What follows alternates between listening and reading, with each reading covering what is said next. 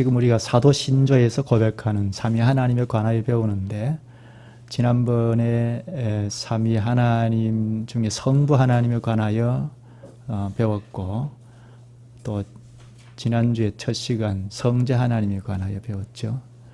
그의 독생자 우리 주 예수 그리스도를 또한 믿사오니 하는 첫 문장, 사도신조의 첫 문장, 성자 하나님에 관하여는 첫 문장이죠. 그의 독생자 우리 주 예수 그리스도를 또한 믿사오니, 이 문장에서 예수라는 이름에 대하여 지난번에 생각을 했습니다. 오늘은 그리스도에 대하여 생각하겠습니다. 예수라는 이름을 붙일 때 하나님께서 이는 자기 백성을 저들의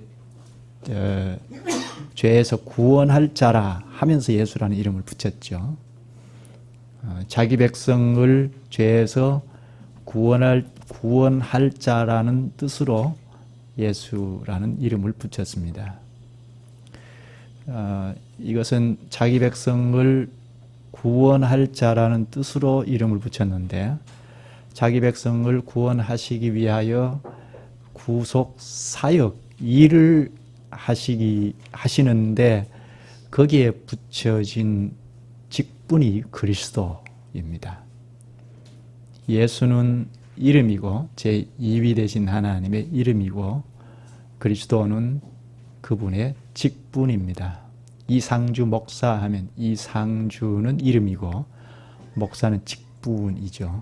그것처럼 예수는 자기 백성을 구원할 자라는 뜻을 가진 그분의 이름이고, 그분이 구원의 사역을 일을 하시는데 붙여진 직분이 그리스도입니다.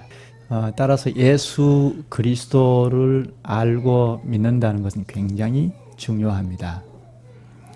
우리가 믿는 복음의 핵심이 무엇입니까? 예수 그리스도이죠. 요한복음 20장 31절에 보면 오직 이것을 기록함은, 성경을 말하는데, 이것을 기록함은 너희로 예수께서 하나님의 아들 그리스도이심을 믿게 하려 하며 또 너희로 믿고 그 이름을 힘입어 생명을 얻게 하려 함이니라. 기록된 하나님의 말씀을 우리가 배우는 이유는 예수 그리스도를 중심에 놓고 배워서 믿기 위함이죠. 예수 그리스도를 중심에 놓고 믿기 위함이고, 또 그리스도를 통하여 생명을 얻고 그 생명을 풍성히 얻기 위하여 배웁니다. 단지 지적인 충족을 위하여 배우는 것이 아닙니다. 일반 어떤 학문을 공부하는 것과는 전혀 다르죠. 기록된 하나님의 말씀을 배우는 것은 예수 그리스도를 잘 알고 믿기 위함이고, 그리고 그 그리스도 안에서 생명을 풍성하게 얻고 더 얻기 위하여 배우는 것입니다. 초기 교회 신자들도 그랬습니다. 저희가 날마다 성전에 있든지 집에 있든지 예수는 그리스도라 가르치기와 전도하기를 쉬지 아니하니라. 사도행전 5장 42절 말씀. 누구든지 예수님이 그리스도이심을 믿어야 참 신자이고 참 교회입니다. 따라서 예수라는 호칭과 함께 그리스도라는 직분에 대하여도 잘 배워서 알 필요가 있습니다. 그리스도는 히브리어로 메시아입니다. 마시아흐, 본래 마시아흐인데 마시하로 발전이 되어 음력된 것이 메시아입니다. 헬라어로는 크리스토스인데 음력이 되어서 그리스도입니다. 그리스도 혹은 메시아는 기름 부음 받은 자란 말입니다. 구약 성경에 기름 부음 받은 자라는 말이 굉장히 많이 나오는데, 이는 다 마시아흐, 메시아라는 말입니다.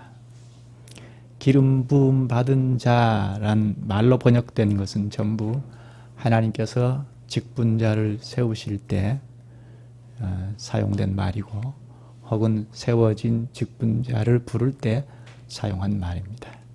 하나님께서 자신의 나라를 다스려 가실 때 항상 사람을 세우셔서 그 사람을 기름을 부어서 세우셔서 자기 나라를 대행해서 세워나가도록 했습니다. 출애굽기 28장 41절에 보면 너는 그것들로 내 형 아론과 그와 함께한 그 아들들에게 입히고 그들에게 기름을 부어 위임하고 거룩하게 하여 그들로 제사장 직분을 내게 행하게 할지며 아론과 그 아들들에게 기름을 부어서 제사장 직분을 행하도록 하셨다고 하죠. 기름을 부어서 제사장 직분을 행하도록 하셨기 때문에 제사장을 기름 부음 받은 자라 합니다. 제사장뿐이 아니고 사무엘상 10장 1절에 보면 사울을 기름을 부어서 왕으로 최초의 왕으로 세웠죠. 그때 이후로 왕에게도 기름을 부어서 세우는 제도 세우도록 제도화 되었습니다. 또 선지자에게도 기름을 부어서 세웠습니다. 따라서 기름을 부었다 하는 것은 첫째, 하나님께서 거룩하게 구별하여 직분자로 임명하여 세웠다는 뜻입니다. 기름을 부었다 하는 것은 첫 번째로 하나님께서 구별하여 직분자로 임명하여 세웠다는 뜻입니다. 하나님께서 세우신 바도 없는데 나는 직분자다 할 수 없죠. 요즘도 어떤 경우는 나는 기도를 많이 했으니까 목사가 되어야 한다고, 장로가 되어야 한다고 이렇게 하는 사람들이 있는데 하나님께서 세우셔야 직분자가 됩니다. 하나님이 세워서 임명하셔야 직분자가 되는 것입니다. 직분은 하나님께서 세우셔야 한다 하는 이런 원칙을 갖는 것이 필요합니다. 그 하나님께서 세우신다고 할 때 여러 증거들이 있는데요.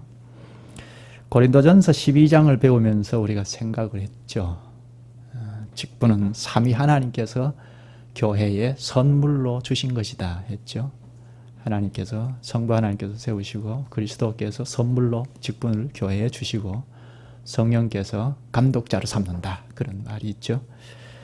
사무엘상 16장 13절에 보면 다윗을 왕으로 세우실 때도 기름을 부었는데 그날 이후 다윗이 여호와의 신에게 크게 감동되니라 합니다. 여호와의 신에게 크게 감동되었다 하는 것은 하나님의 능력이 임했다는 뜻입니다. 직분을 수행하려면 사람 스스로의 힘으로는 안 되기 때문에 성령께서 능력을 부여해 주셔서 행하도록 하십니다. 따라서 기름을 부었다는 것은 두 번째, 하나님께서 능력을 부여해 주셨다는 뜻입니다. 사람은 하나님 나라의 일을 스스로 감당할 수 없기 때문에 하나님 나라의 일답게 감당할 수 있도록 하나님께서 능력을 부여해 주십니다. 기름 부었다는 것은 크게 두 가지 정도의 뜻이 있습니다. 하나님께서 구별해서 임명하여 세우셨다는 것 하나하고 그리고 성령 하나님께서 능력을 부여해 주셨다 하는 두 가지를 생각할 수가 있습니다. 그런데 구약의 선지자에게, 제사장에게, 왕에게 기름을 부어서 세우는데 이 직분은, 구약의 직분은 한계가 있었습니다. 완전한 직분이 아니었습니다. 모두가 사람이기 때문입니다. 한 곳을 찾아보죠. 히브리서 1장입니다. 얼른 한번 찾아보시죠. 이번 시간은 성경을 여러 곳을 찾을 텐데요. 빨리 이렇게 찾아보십시다. 히브리서 1장입니다. 다윗이 왕으로 기름 부음 받아서 직분을 행사했는데 직분을 잘 감당했지만 그도 죄를 짓지 않았습니까? 다윗이 왕인데 하나님의 말씀을 가르치기도 하고 선지자 성격을 가졌죠. 그리고 제사도 지냈습니다. 3직분이 다윗에게 함께 있었다고 볼 수가 있는데 그런데 그도 죄를 짓지 않았습니까? 완전한 그리스도를 가리키고 있습니다. 사람은 한계가 있다는 것을 이야기하고 완전한 그리스도를 가리키고 있습니다. 구약 당시 직분자를 잠정적으로 하나님께서 세우셨는데 이들은 다 완전한 그리스도를 향하고 있습니다. 히브리서 찾으셨으면 1장 1절 2절을 읽어보죠. 옛적의 선지자들을 통하여 여러 부분과 여러 모양으로 우리 조상들에게 말씀하신 하나님이 이 모든 날 마지막에는 아들을 통하여 우리에게 말씀하셨으니 이 아들을 만유의 상속자로 세우시고 또 그로 말미암아 모든 세계를 지으셨느니라.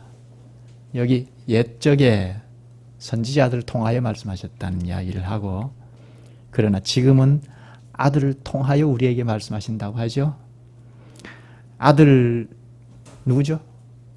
성자 하나님 예수님이죠. 예수님이 이 땅에 오심으로 구약의 삼직분은 다 사라지게 됩니다.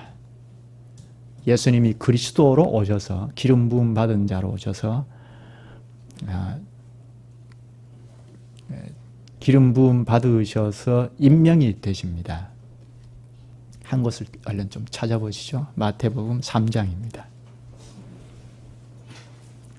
그동안은 직분자가 완전하지 않고 불완전하게 왔는데요. 그러나 이제 완전한 직분자로 완전한 그리스도께서 임명이 되시는 것을 볼 수 있는데요.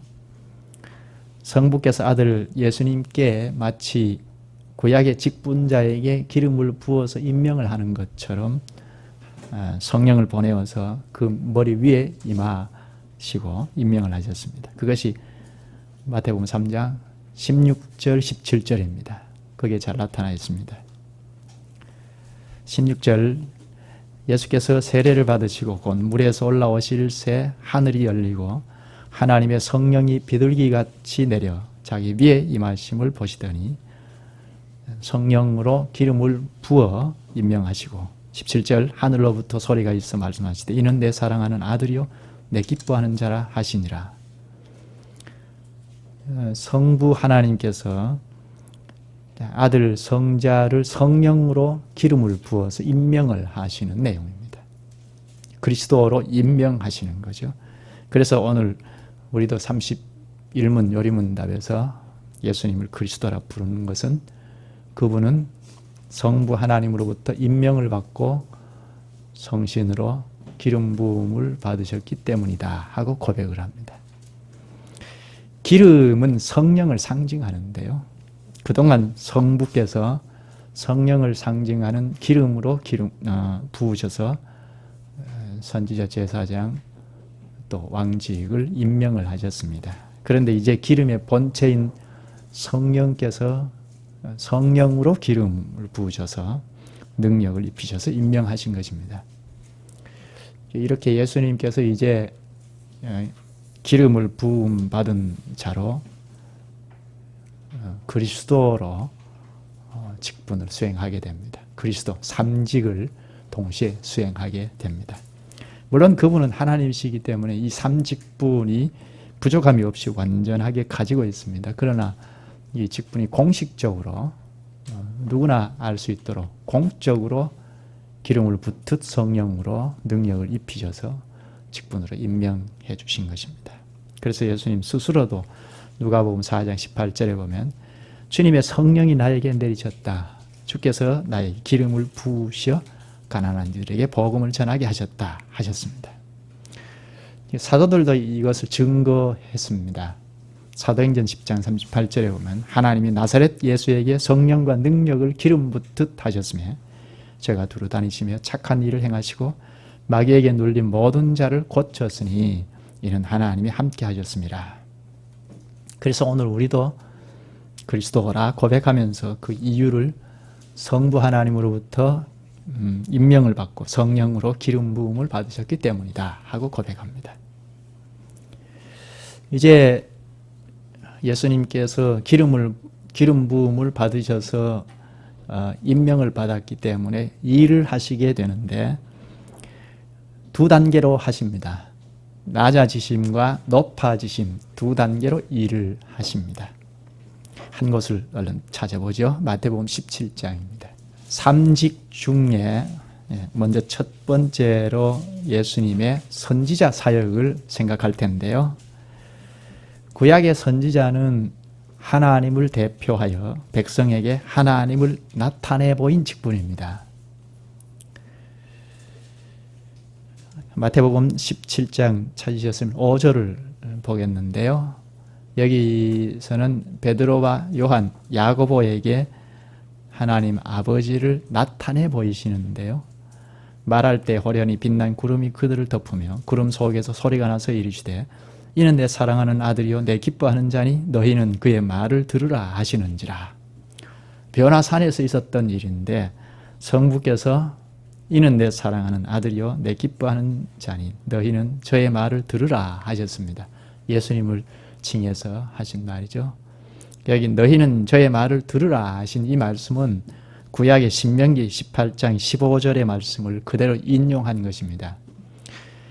신명기 18장 15절을 읽겠습니다. 내 하나님 여호와께서 내 형제 중에서 나와 같은 선지자 하나를 너를 위하여 일으키시리니 너희는 그를 들을지니라.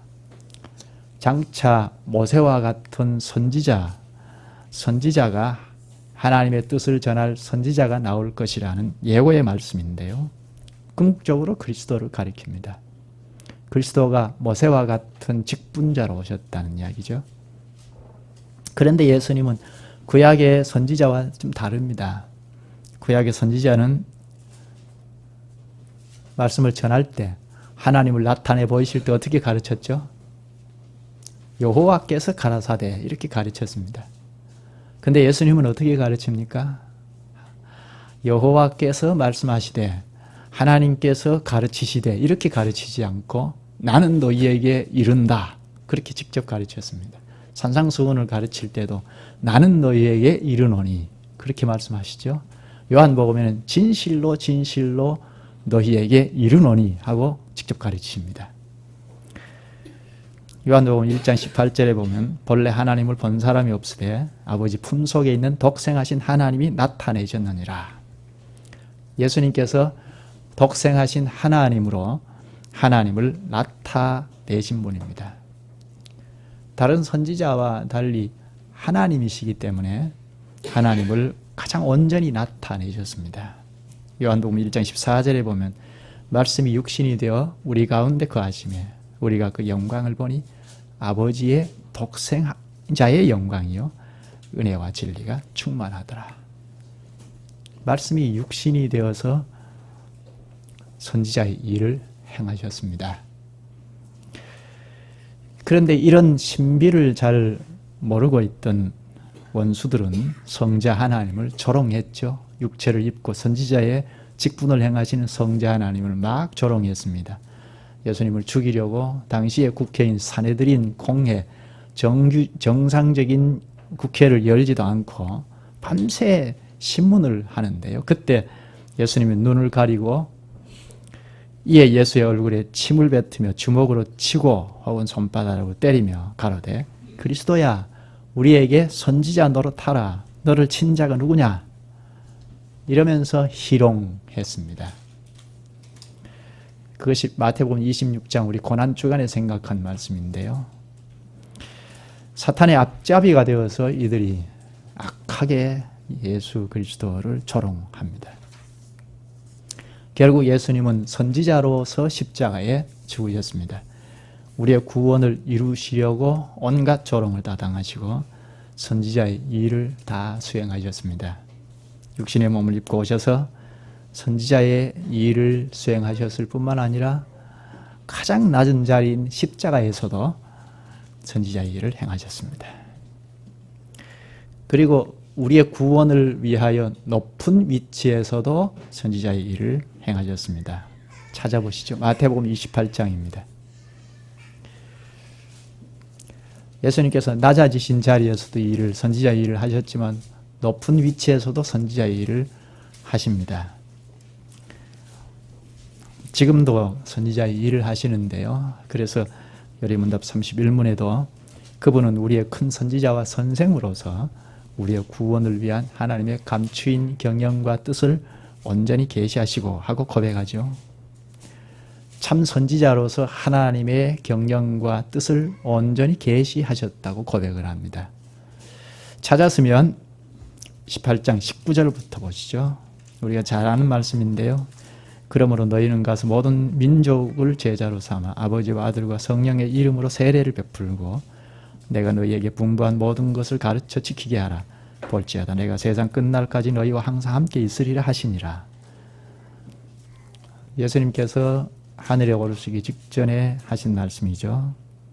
사도들이 복음을 전하고 그래서 제자를 삼아서 세례를 주고 교회를 형성하고 주님의 말씀을 사도들이 쭉 가르치시는데 그래서 지키게 하는데 이런 일을 할 때 예수님은 가만히 계시는 것이 아니고 너희와 함께 하시리라 하죠. 그저 함께 하는 정도가 아니고 사도들이 복음을 전하여 제자를 삼고 세례를 베풀고 교회를 형성하고 예수님의 말씀을 계속 사도들이 가르칠 때 그것을 이루어지게 하신다는 것입니다. 예수님께서 사도들이 행하는 일을 함께 하셔서 이루어지게 하시는 분입니다. 사도들 이후에 지금도 교회 안에 계시면서 사도의 복음을 전파하지 않습니까? 목사가 대언을 할 때 효과적으로 사용하십니다. 오늘날 강단에서 전파되는 복음을 그리스도께서 친히 말씀을 하십니다. 목사의 입을 빌릴 뿐이지 친히 그리스도께서 말씀하십니다. 그래서 설교가 참 복음으로 전파될 때에는 사람의 말로 듣지 않고 그리스도의 말로 듣지 않습니까? 예수님은 하나님의 뜻을 십자가에서 이루셨을 뿐만 아니라 지금도 그분은 우리의 큰 선지자와 선생으로서 우리의 구원을 위한 하나님의 감추인 경영과 뜻을 온전히 계시하십니다. 여기 하나님의 감추인 경영과 뜻이란 그리스도께서 성부 하나님의 뜻을 온전히 다 알려주신다는 것입니다. 참 선지자로 우리의 구원을 위하여 필요한 모든 것을 다 알려주셨습니다. 그 다음 두 번째로는 예수님이 제사장 직분을 행하셨습니다. 요리문답은 어떻게 가르치죠? 우리의 유일한 제사장으로서 그의 몸을 단번에 제물로 드려 우리의 일을 구속하셨고 성부 앞에서 우리를 위해 항상 간구하시며 두 가지를 고백하죠. 단번에 제사를 드렸다는 것하고 그리고 지금도 성부 앞에서 기도한다는 것, 두 가지를 생각할 필요가 있죠. 단번에 제사를 드렸다 하는 이것은 한 세 가지로 생각할 수 있는데요. 예수님께서 대제사장으로 친히 제사를 집례하신 것이 있고 그리고 자신이 제물이 되신 것입니다. 구약의 제사장은 어떻습니까? 대제사장도 자신의 죄를 위하여 제사를 따로 드려야 합니다. 대속죄일에도 대제사장이 1년에 한 차례 들어가는데 지성소에 들어가기 전에 자신의 죄를 위하여 따로 제사를 드려야 합니다. 그리고 제사장으로 결력 사유가 없이 갖추어져서 지성소에 들어가게 되는데 예수님은 죄가 없으신 분이니까 자신을 위하여 스스로 제사를 드린 적이 없죠. 친히 온전한 대제사장으로 자기가 제물이 되어서 제사를 드립니다. 그런데 구약에는 지성소에 들어가서 제사를 드렸는데 예수님께서 친히 성소가 되셔서 제사를 단번에 온전한 제물이 되셔서 제사를 드렸습니다.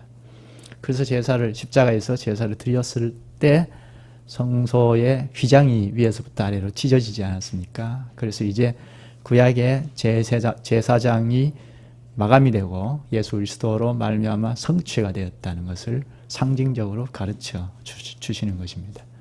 구약의 제사가 예수 그리스도의 십자가의 단번에 희생 제사를 드리는 안에서 완전히 완성이 되고 성취된 것입니다. 그 다음 요리문답은 성부 앞에서 우리를 위해 항상 간구하시며 하죠. 한 것을 찾아보시죠. 히브리서 7장입니다.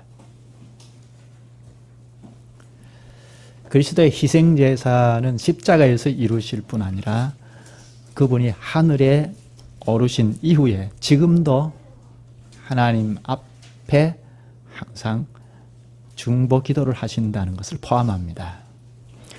히브리서 7장 찾으셨으면 24절 25절입니다. 예수는 영원히 계심으로 그 제사장 직분도 갈리지 아니하느니라. 그러므로 자기를 힘입어 하나님께 나아가는 자들을 온전히 구원하실 수 있으니 이는 그가 항상 살아 계셔서 그들을 위하여 간구하심이라. 항상 살아 계셔서 그들을 위하여 간구하신다. 지금도 하나님 앞에 나가서 간구하신다는 말이죠. 예수님께서 영원히 계신다는 것을 강조하고 있고, 그리고 지금도 살아서 우리를 위하여 항상 하나님 앞에 간구하신다는 것을 말하죠. 간구하고 계신다는 이 말은 예수님께서 이루신 구속 사역의 공효를 하나님 앞에 제시한다는 말입니다. 문자적으로 예수님이 지금도 하늘에서 아버지 앞에 나가서 기도한다는 그 말이 아니고, 십자가에서 대속사역, 희생제사를 완전히 이루신 효력을 지금도 아버지 앞에 제시한다는 것입니다. 이 보십시오. 저자의 죄를 내가 대신 완전히 단번에 희생제사로 드렸지 않습니까? 이는 죄가 없습니다. 우리를 위하여 그렇게 간구하신다는 것입니다. 요한일서 2장 1절에 만일 누가 죄를 범하면 아버지 앞에서 우리에게 대언자가 있으니 곧 의로우신 예수 그리스도시라. 우리를 위하여 지금도 대언자로 계십니다. 누가요? 예수 그리스도께서. 따라서 예수 믿기 전에는 하나님께서 아담 안에서 우리를 보셨습니다. 그래서 죄인으로 보실 수밖에 없습니다. 그런데 예수 믿은 이후에는 하나님께서 우리를 그리스도 안에서 보십니다. 그러니까 우리가 한 번도 죄 짓지 아니한 사람처럼 보실 수밖에 없죠. 물론 우리가 죄인이지만, 그러나 그리스도 안에, 그리스도를 통하여 우리를 보시니까 우리가 죄인이 아닌 것처럼 보시는 것입니다. 이것을 생각하면 우리가 용기가 납니다. 옛날에는 아담 안에서 우리를 보셨기 때문에 우리는 주눅이 들어서 도무지 주님 앞에 설 수가 없었습니다. 그런데 이제는 그리스도 안에서 우리를 보시니까 이것 생각하면 우리가 용기가 납니다. 우리의 대제사장은 그리스도다 하는 것을 아는 것이 이처럼 중요합니다. 또 세 번째로는 예수님은 왕의 직분을 행사하십니다. 태어나실 때부터 자기 백성을 저희 죄에서 구원할 자라는 뜻을 가진 예수라 불렀죠.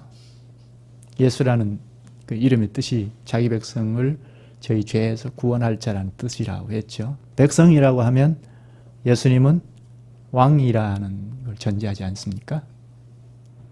예수님은 태어날 때부터 왕으로 나셨습니다. 그래서 동방 박사들이 그 유대 지역에 와서 유대인의 왕으로 나시니가 어디 계시뇨 하고 물었지 않습니까?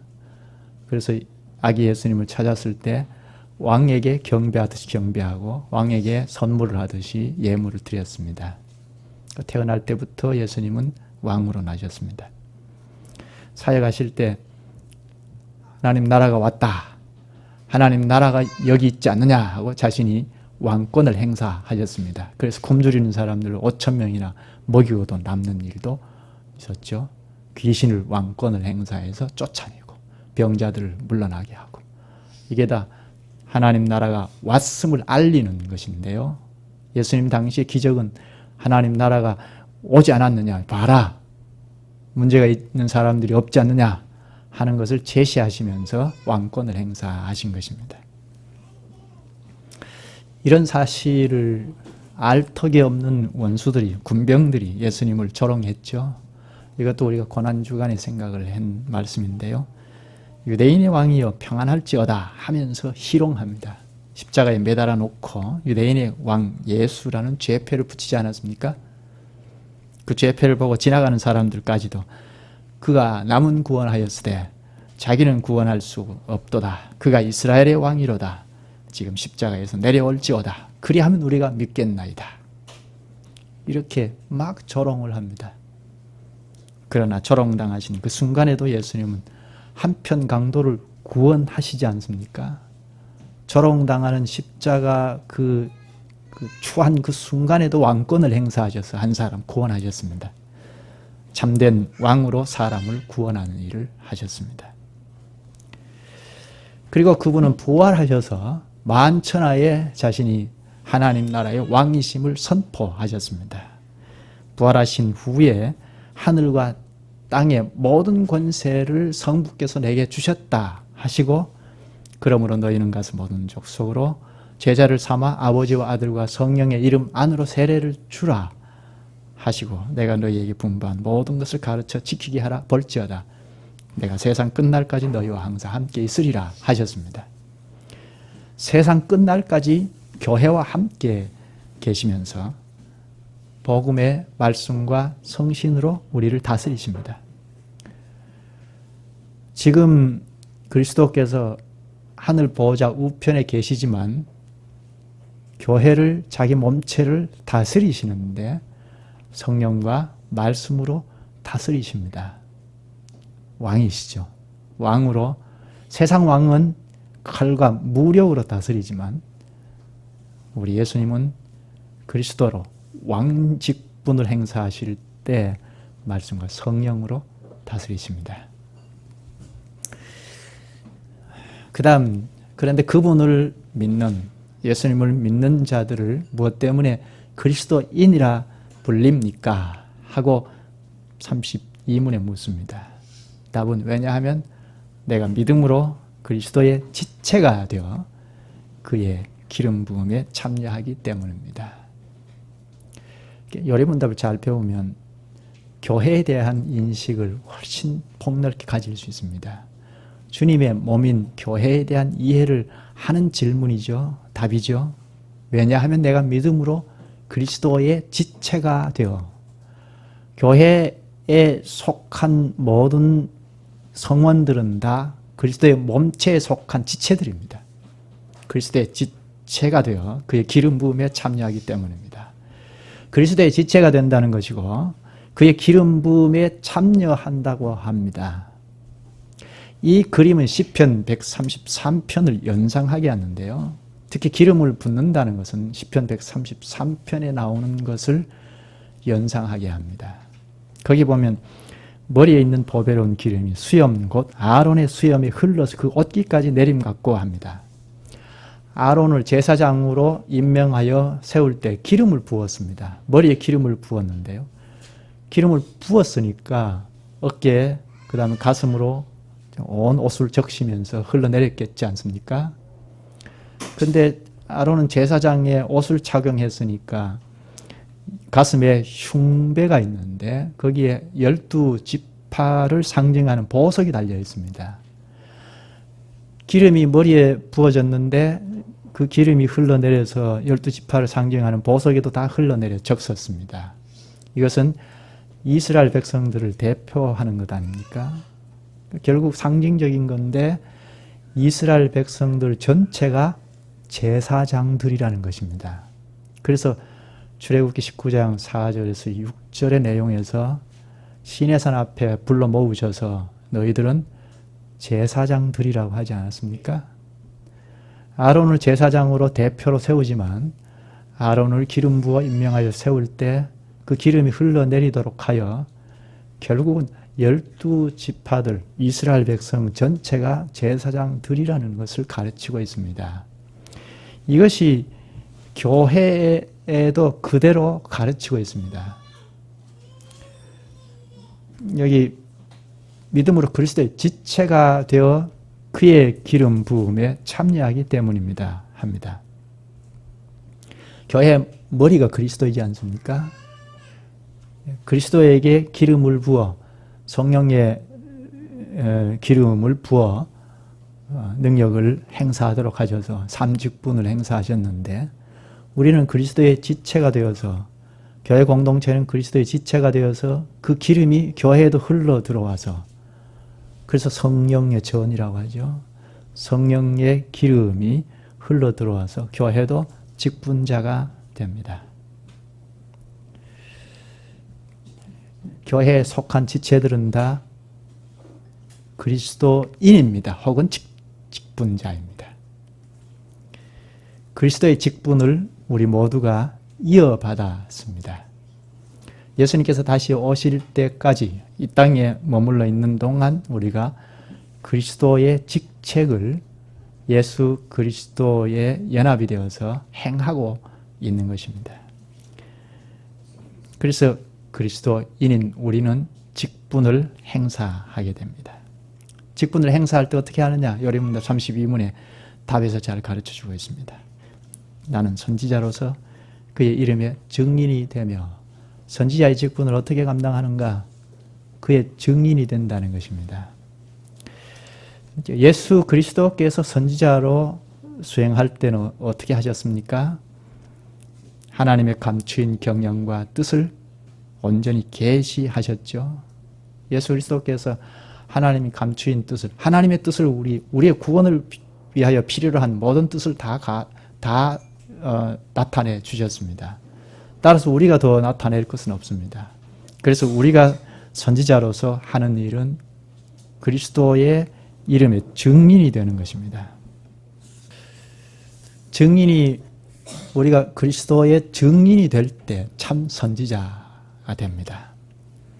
증거 구절로 마태복음 10장 32절을 말하는데요. 거기 보면 누구든지 사람 앞에서 나를 시인하면 나도 하늘에 계신 내 아버지 앞에서 그를 시인할 것이요. 누구든지 사람 앞에서 나를 부인하면 나도 하늘에 계신 내 아버지 앞에서 그를 부인하리라. 예수님이 하신 말씀입니다. 예수님 자신을 시인하느냐 부인하느냐, 거기에 따라 하나님께서 인정하시느냐 지지하지 않으시느냐 하는 말씀을 하시죠. 우리가 어느 곳에서든지 나는 그리스도를 믿습니다 하고 고백을 할 때 참 선지자가 됩니다. 또 둘째는 어떻게 고백하죠? 제사장으로서 나 자신을 감사의 산 제물로 그에게 드리고 합니다. 참 제사장이신 예수님은 자신의 몸으로 완전한 희생 제사를 드렸죠. 우리는 우리 몸으로 희생 제사를 드릴 수는 없습니다. 그럴 필요도 없죠. 예수님께서 단번에 완전한 희생 제사를 드렸으니까 두 번 다시 거기에 보탤 것이 없습니다. 완전한 구원의 효력을 다 일으키는 것입니다. 따라서 우리는 그분의 제사에 근거하여 감사의 제사를 드립니다. 그래서 서두에 읽은 본문의 로마서 12장 1절에서 이렇게 말합니다. 그러므로 형제들아, 내가 하나님의 모든 자비하심으로 너희를 구원하노니 너희 몸을 하나님이 기뻐하시는 거룩한 산 제사로 드리라. 이는 너희에 드릴 영적 예배니라. 너희 몸을 거룩한 산 제사로 드리라. 그것이 영적 제사라고 합니다. 영적 예배라고 합니다. 자신을 다 드리는 것이 참 제사장입니다. 또 세 번째는 또한 왕으로서 이 세상에 사는 동안은 자유롭고 선한 양심으로 죄와 마귀에 대항하여 싸우고 이후로는 영원히 그와 함께 모든 피조물을 다스릴 것입니다. 우리가 왕의 직분을 행하는 데는 두 단계로 합니다. 먼저 이 세상에 사는 동안 합니다. 우리의 영원한 왕이신 예수님께서 죄와 마귀를 다 꺾으셨습니다. 그래서 우리는 죄와 마귀에 대항하여 싸울 수 있습니다. 사실 우리가 마귀와 대항하여 싸울 수 없는 존재입니다. 그런데 우리의 영원하신 왕이 예수님께서 마귀와 죄를 다 꺾어버리셨습니다. 그래서 예수님께서 승리하셨으니까 우리는 이 세상에서 죄와 마귀에 대항하여 싸울 수 있게 되었습니다. 예수 그리스도의 은혜로 힘을 얻어서 용기백배하게 싸울 수 있게 된 것입니다. 죄와 마귀에 대항하여 싸우는 자는 왕이신 그리스도와 함께 왕의 직분을 행사하는 것입니다. 전에는 죄의 종이었기 때문에 죄의 명령에 순종할 수밖에 없습니다. 죄의 명령이 있을 때 우리는 거기에 따를 수밖에 없었습니다. 그러나 그리스도께서 우리를 해방시켜 주셨기 때문에 이제 우리도 죄와 맞서서 싸울 수 있습니다. 죄와 맞서서 싸워서 물리칠 수 있게 되었습니다. 그리스도께서 승리하셨으니까 그 안에서 우리는 그리스도께서 결정적으로 물리쳐 주신 그 안에서 우리는 죄를 능히 이길 수가 있습니다. 죄와 싸우게 되면 그리스도께서 물리쳐 주시니까 왕권을 우리가 행사하는 것이 됩니다. 왕의 권세를 행사하는 것은 죄와 싸우는 것입니다. 그래서 우리가 신령한 전투를 하는 군사들입니다. 그리스도의 군사라고 하죠. 교회를 다른 말로 그리스도의 군사라고 하는데요.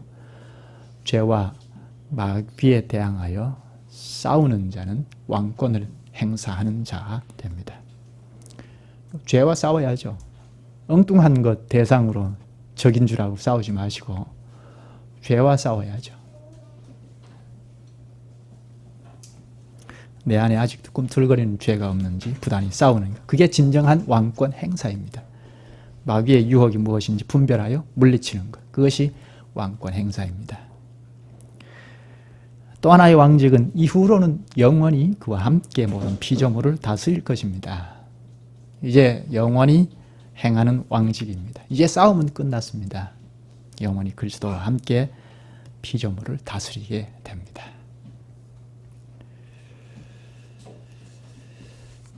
우리는 그리스도인이라 할 때 이것은 그리스도께서 행하신 삼직의 은혜를 입어서 우리도 직분자라는 이야기입니다. 우리는 공인입니다. 사사로운 자들이 아닙니다. 우리 한국 땅에서 나고 자랐으니까 한국적 상황을 벗어나기가 참 쉽지 않는데요. 한국적 상황이란 학연, 지연, 혈연으로 엮어져 있지 않습니까? 그래서 내가 누구를 잘 알면 안 되는 일이 없습니다. 오전에도 이야기했는데요. 이렇게 개인적으로 잘 아느냐 모르느냐로 다 엮어져 있습니다. 근데 이것이 교회를 이루는 속에서도 우리가 은연중에 가지고 있게 되는데요. 그래서 내가 목사를 좀 더 잘 안다 하는 것, 또 내가 우리 형제 누구를 잘 안다 하는 것으로 이렇게 맺으려고 하는데요. 그래서 가까이 지내려고 하고, 물론 그것이 나쁘다고 할 수는 없습니다. 그러나 일단 유사시에 그렇게 개인적으로 맺어져서는 곤란하고 일단 유사시에는 문제를 일으키게 됩니다. 그러니까 공인이라는 생각을 가지고 공적으로 맺는 것이 필요합니다. 목사와의 관계도 공적으로 맺을 필요가 있죠. 우리 집사직분을 행하는 사람들도 있는데 집사직분을 행할 때 어떤 이야기가 나오기도 하고 하지 않습니까? 그럴 때 나보다 한참 후배면 순종을 잘 못하죠. 이런 관계로 우리가 맺어져 있습니다. 집사로서 할 일을 하는데 그때 나보다 한참 후배면 순종하지 않지 않습니까? 이것은 개인적으로 엮어져 있기 때문입니다. 개인적으로 엮어져 있으면 나한테 잘해줄 때는 좋은 목사라고 하고 좋은 집사라고 하고 우리 좋은 형제라고 하고 하는데 나에게 좀 틀어지거나 잘못할 때는 나쁜 목사라고 하고 나쁜 형제라고 하고 그렇게 됩니다. 공인으로 대하면 좋겠습니다. 하나님께서 우리를 그리스도인으로 다 세우셨습니다. 공인으로 세웠다는 것입니다. 그러므로 우리가 공적인 관계를 서로 갖는 것이 중요합니다. 그렇게 공적인 관계에서 주님이 세우신 자로서 어떤 이야기가 나오면 거기에 순종하면 그리스도의 지도를 잘 받는 것입니다. 누가 이야기했든지 그것이 하나님의 말씀에 준한 이야기가 공적으로 나오게 되면 그게 주님의 말씀으로 생각하고 순종하면 그리스도의 지배를 잘 받는 공동체가 됩니다. 그리스도의 다스림을 잘 받는 공동체가 되면 그리스도인이란 칭함을 공식적으로 받게 됩니다. 원래 그리스도인이라는 말은 안디옥 교회에서 나왔는데요. 유대인들이 개종해서 기독교로 교회를 형성하고 사도들이 가르치는 주님의 말씀을 받아서 순종하고 나갈 때 독특한 형태, 공동체를 이루었는데요. 이들을 본 유대인들이 나사렛 땅이라고 폄하해서 별명처럼 불렀습니다. 이것처럼 안디옥 교회는 이방인들이 모인 공동체이거든요. 그런데 그들이 하나님의 말씀을 잘 가르치고 그 말씀을 순종하고 나가는 것을 보고 그리스도인이라는 별명을 붙였습니다. 이것은 좋게 붙였는지 나쁘게 붙였는지 명확하진 않는데요. 아마 폄하해서 붙였지 않는가 싶은데요. 그들의 독특한 삶을 보고 그렇게 붙인 것입니다. 그렇다면 오늘 우리도 예수 그리스도의 말씀을 가르침을 받고 그 말씀을 순종하고 나갈 때 개인이든 공동체이든 독특한 삶입니다. 이것은 세상 어디에서도 볼 수 없는 독특한 삶인데 이런 삶을 나타낼 때 과연 그리스도인이라 칭함을 받지 않겠습니까? 오늘 여기까지 하십시다. 기도하시죠. 자비하신 주님, 성자 하나님께서 이 땅에 저희의 구원을 위하여 오심으로 예수라는 이름을 얻으실 뿐 아니라 직분자로 저희의 구원을 위하여 다 행하시옵나이다. 지금도 하늘 보호자 우편에서 저희를 위하여 선지자, 제사장, 왕의 직분을 행사하심으로 이 땅의 수족으로 있는 저희까지도 그리스도인으로 주님의 뒤를 이어 하늘의 직분자로 살게 하시니 감사옵나이다. 특히 교회의 지체로 참여하여 사사롭게 관계를 맺고 가려는 경향이 많은 저희를 깨우쳐 주심으로 그리스도인으로 직분자로 불릴 수 있게 하여 주시고 공인으로 공적으로 서로 대함으로 교회를 교회답게 하여 사명을 감당할 수 있는 데까지 가게 하시옵나이다. 예수님의 이름으로 기도하옵나이다. 아멘.